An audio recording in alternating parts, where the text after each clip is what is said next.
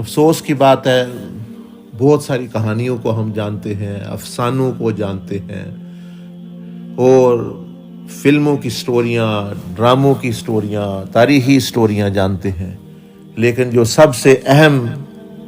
Story اور time line اور ایک ترتیب ہے، یعنی قیامت کے دن کی 50,000 سال کے دن میں کیا ہونا ہے، وہ ہمیں علم ہی نہیں، اس کی ترتیب کا نہیں۔ بڑے پڑھے لکھے لوگوں سے آپ سے پوچھ لیں کہ 50,000 سال میں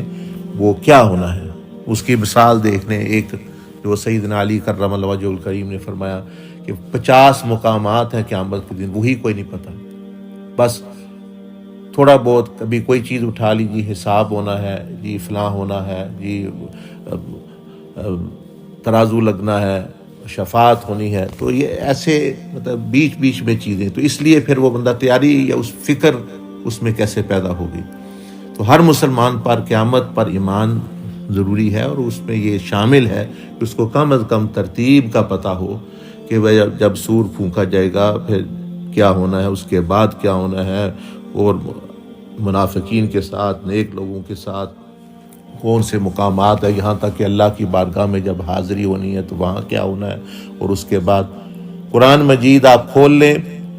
ہر کم از کم ہر تیسرے صفحے میں آپ کو قیامت کا کچھ نہ کچھ براہ راست بالواسطہ یا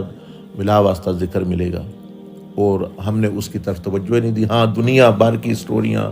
وہ ملکوں میں کیا ہو رہا ہے، ڈراموں میں کیا ہو رہا ہے، کہانیوں میں کیا ہو رہا ہے،